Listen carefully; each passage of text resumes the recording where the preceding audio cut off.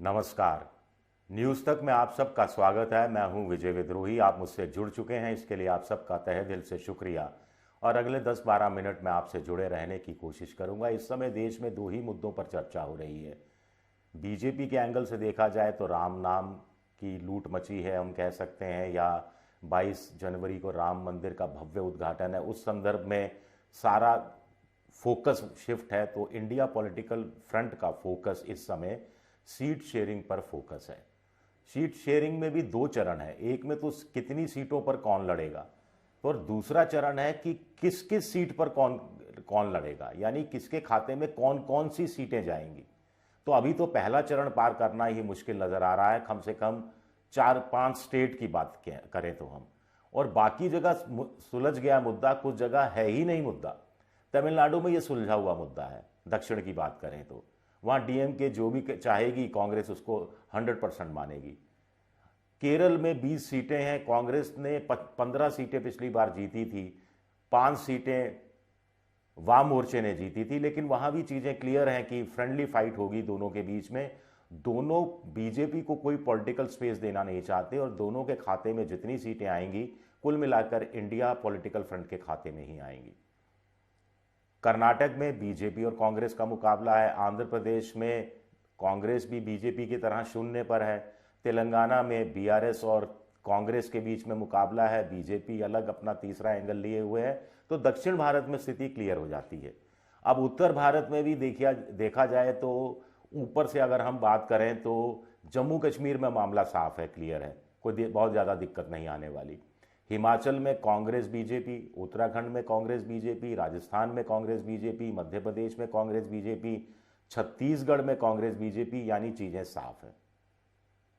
झारखंड में भी महागठबंधन है, कोई सीटों के लिए रार नहीं है, कोई रोध हो नहीं रहा, तो वहां भी चीजें क्लियर है। तो अब बच गए कुल में, असम में भी चीजें बराबर हैं, क्लियर हैं करीब करीब। अब बच गए कुल मिलाकर दिल्ली, पंजाब यानी आम आदमी पार्टी, और इससे जुड़ा हुआ हरियाणा और गुजरात का हल्का सा मसला, फिर यूपी, फिर बिहार, फिर बंगाल। तो इन राज्यों में कुल मिलाकर 223 सीटें आती हैं। अगर हम बात करें पंजाब, यूपी, राजस्थान, पंजाब, यूपी, बिहार, महाराष्ट्र और बंगाल की, तो यहां समझने की कोशिश करते हैं। शुरुआत करते हैं बिहार से। बिहार में मसला सुलझ चुका है, 40 सीटें हैं, या तो 16-16 या 17-17 सीटों पर लालू की पार्टी और नीतीश की पार्टी चुनाव मैदान में उतरेंगे। तो यानी 32 या 34 सीटें इन दोनों के खाते में चली जाएंगी। बच गई, अगर 8 सीटें बचती हैं 40 में से, तो 5 सीटें कांग्रेस, 2 सीटें सीपीएम, 1 सीट सीपीआई लड़ेगी। और 17-17 सीटों पर दोनों लड़ते हैं, लालू और नीतीश कुमार की पार्टी। तो 34 सीटें हो गई, बच गई 6 सीटें, 6 में से 4 कांग्रेस के खाते में जाएंगी, 2 सीपीएम के खाते में जाएंगी। हो सकता है कि 1 सीट सीपीएम को मिले, 1 सीट सीपीआई को मिले, तो ज़्यादा झगड़ा नहीं है। बात करते हैं यूपी की। सबसे बड़ा झगड़ा यूपी में, और सबसे देर में ये तय होने वाला है। अभी भी जो बैठक हुई समाजवादी पार्टी के नेताओं की कांग्रेस के नेताओं के साथ, उसमें भी 30 मिनट से ज़्यादा चर्चा नहीं हुई, और वहाँ भी मायावती का पेच फंस गया। दरअसल समाजवादी पार्टी नहीं चाहती कि मायावती आए, क्योंकि मायावती आई तो 25-30 सीटों से कम पर तैयार नहीं होगी। दूसरा, समाजवादी पार्टी को कांग्रेस पर पूरी तरह से यकीन नहीं है। समाजवादी पार्टी को लगता है कि हो सकता है अंत समय में कांग्रेस मायावती के साथ चली जाए, तो यह अविश्वास का संकट है।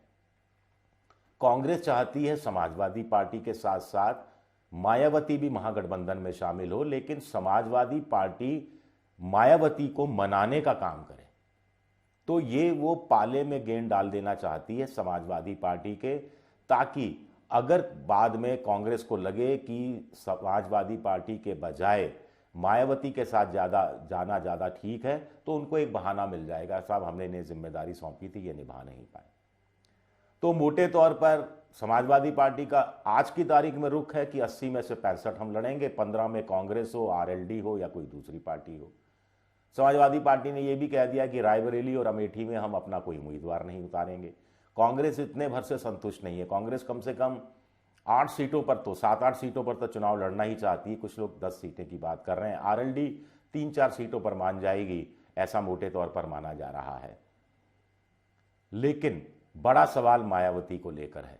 अगर मायावती आई तो 25-30 सीटें मायावती, 35-40 सीटें अखिलेश, क्या ऐसा कुछ होगा और फिर कांग्रेस के हिस्से में 4-5 से ज़्यादा सीटें नहीं आ पाएंगी? ये कहानी यहाँ थोड़ी उलझी हुई है, इसमें वक्त लगेगा, इसलिए हम भी अपना वक्त जाया नहीं करते। बगल के दूसरे राज्य यानी चलते हैं दिल्ली, पंजाब। पंजाब में 13 सीटें हैं। पिछली बार कांग्रेस ने 8 सीटें जीती थी और 1 या 2 सीट पर वो नंबर 2 पर रही थी। आम आदमी पार्टी ने 1 सीट जीती थी और किसी भी सीट पर वो नंबर 2 पर भी नहीं रही थी। अब आम आदमी पार्टी कह रही है कांग्रेस से कि 13 में से आप ऐसा कीजिए कि 6 सीटों पर लड़ लीजिए, 7 सीटें हमें दे दीजिए। दिल्ली में 3-4 कर लेंगे, यानी 7 सीटें हैं, 3 में कांग्रेस, 4 में आप, या 4 में कांग्रेस, 3 में आप। बदले में आम आदमी पार्टी कह रही है हरियाणा में हमें 3 सीटें दे दीजिए। हरियाणा की सीट, ये जो हरियाणा दिल्ली से सटी हुई सीटें हैं, गुड़गांव की सीट दे दीजिए, फरीदाबाद की सीट दे दीजिए, एक तीसरी सीट और मांग रहे हैं। लेकिन इन तीनों सीटों में कुल मिलाकर पिछली बार आम आदमी पार्टी को सिर्फ 45,000 वोट मिला था।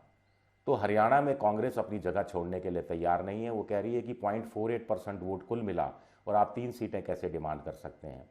गुजरात में हैरानी की बात है कि आम आदमी पार्टी सिर्फ 1 सीट मांग रही है, भरूच की सीट, जहां पर चैतर वसावा हैं जो इस समय जेल में बंद हैं, एमएलए हैं। गोवा में 2 ही सीटें हैं जिसमें से 1 सीट मांग रही है। भाई गोवा में 2 सीटें हैं, 1 सीट कांग्रेस ने जीती, 1 सीट बीजेपी ने जीती। जो सीट बीजेपी ने जीती वहां कांग्रेस नंबर 2 पर थी। तो कुछ लोग कह रहे हैं कि ये पोस्चरिंग हो रही है। आम आदमी पार्टी का पूरा ध्यान दिल्ली की 7, पंजाब की 13 और चंडीगढ़ की 1 सीट पर है, जो यूनियन टेरिटरी की सीट है, जिसमें अनुपम खेर की पत्नी किरण खेर इस समय बीजेपी की तरफ से सांसद हैं। लेकिन यहां वो ज्यादा सीटें चाहती है। पंजाब में आम आदमी पार्टी को भी अच्छी तरह पता है कि कांग्रेस पिछली बार की 8 सीटों से कम पर लड़ने के लिए तैयार नहीं होगी। बाकी बच जाएंगी 5 सीटें, जिसमें से आम आदमी पार्टी ने 1 सीट जीती थी तो 1 सीट उसके खाते में चली गई। 3 सीटें बच गई। 3 में कांग्रेस चाहेगी कि 2 मिले, आम आदमी पार्टी कोशिश कर रही है कि 2 उसे मिल जाए और 1 चंडीगढ़ की सीट मिल जाए। दिल्ली में कोई प्रॉब्लम 3 और 4, 4 और 3 में कोई दोनों दलों को कोई बड़ी प्रॉब्लम नहीं है। और बंगाल की जहां तक, हाँ एक बड़ी इंपॉर्टेंट बात, कुछ लोग कह रहे हैं कि पंजाब में आम आदमी पार्टी और कांग्रेस को तो अलग अलग लड़ना चाहिए। क्यों वो मिलकर लड़ना चाहते हैं? मिलकर चुनाव लड़ेंगे तो वो जिन सीटों पर उनका एक आम आदमी पार्टी का कैंडिडेट होगा या जिन सीटों पर कांग्रेस का कैंडिडेट होगा, वहां विपक्ष में अकाली होंगे और बीजेपी होगी, और अकाली और बीजेपी एक हो गए तो दिक्कत पैदा कर सकते हैं। और उनको स्पेस क्यों दी जाए? इसीलिए कह रहे हैं कि जैसे दक्षिण के केरल में यह माना जा रहा है कि वाम मोर्चा और कांग्रेस का अलग अलग लड़ना इंडिया पॉलिटिकल फ्रंट के लिए फायदेमंद साबित होगा, इसी तरह कुछ लोग कह रहे हैं कि पंजाब में आम आदमी पार्टी और कांग्रेस का अलग अलग लड़ना कुल मिलाकर इंडिया पॉलिटिकल पार्टी के जो फ्रंट है उसके पक्ष में होगा। यही बात करीब करीब बंगाल के लिए कही जा रही है। 42 सीटें हैं। ममता को पिछली बार 22 मिली थी, कांग्रेस के हिस्से में 2 आई थी, 18 सीटें बीजेपी को मिली थी। ममता कह रही है कि 2 सीटें आप जीते थे, बहरामपुर की और एक और सीट मदीनापुर शायद, आप दोनों पर वहीं पर लड़ लीजिए। कांग्रेस कम से कम 5-6 सीटें चाह रही है। ये इस बयान से भी स्पष्ट होता है जो अधीर रंजन चौधरी ने कहा कि कोई भीख में थोड़ा ना हमें 2 सीटें मिल रही हैं। 2 सीटें तो क्या, आज की तारीख में हम अपने दम पर 5 सीटें निकालने में कामयाब हो सकते हैं। तो वहां पेंच उलझा हुआ है। वहां भी कुछ लोगों का कहना है कि वाम मोर्चे को तो गठबंधन से अलग हो ही जाना पड़ेगा, वो हो ही गया है करीब करीब। ममता विरोधी वोट बटे ताकि बीजेपी को फायदा ना हो। अगर ममता विरोधी वोट बटा नहीं और सीधा बीजेपी की झोली में चला गया तो बीजेपी को कुछ ज्यादा सीटें मिल सकती हैं, जो ये गठबंधन नहीं चाहेगा कि मिले।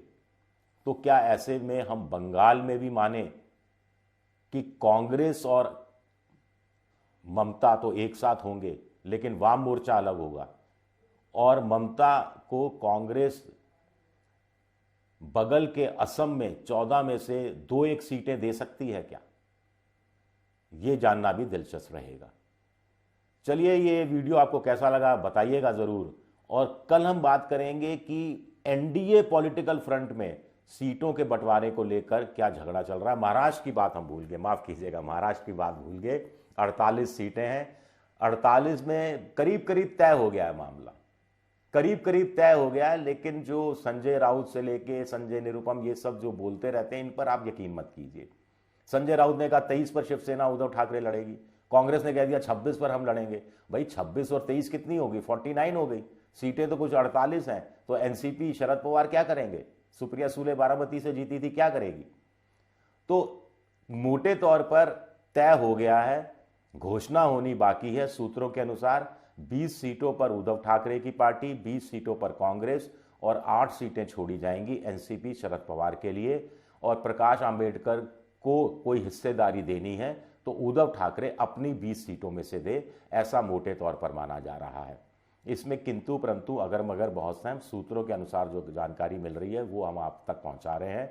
कहा जा रहा है कि जहां जहां पेच फंसेगा वह इनिशियल लेवल पर अभी जो नेता बात कर रहे हैं वो एक मोटा मोटा एक फॉर्मूला सा निकालेंगे, और बाद में कहानी फंसी तो फिर सोनिया गांधी को सीधे बात करनी पड़ेगी उद्धव ठाकरे से या शरद पवार से, या फिर अखिलेश यादव से और मल्लिकार्जुन खड़गे से, या नीतीश कुमार से और मल्लिकार्जुन खड़गे की आपस में बातचीत होगी। राहुल गांधी को इससे थोड़ा सा अलग किया जा रहा है ताकि वो अपना ध्यान भारत जोड़ो यात्रा भाग 2, जो भारत जोड़ो न्याय यात्रा जो उन्होंने नामकरण किया है, उसमें वो ध्यान दे सकें। तो अभी चीज़ें कुछ कुछ सुलझती हुई दिखती हैं, कुछ कुछ उलझती हुई दिखती हैं। लेकिन अंत में मैं एक ही बात कहूँगा कि सीट शेयरिंग कोई 2 मिनट्स नूडल्स नहीं है। हाँ, बीरबल की खिचड़ी भी ना बन जाए, इस बात का ध्यान भी देना पड़ेगा। शुक्रिया, बहुत बहुत शुक्रिया।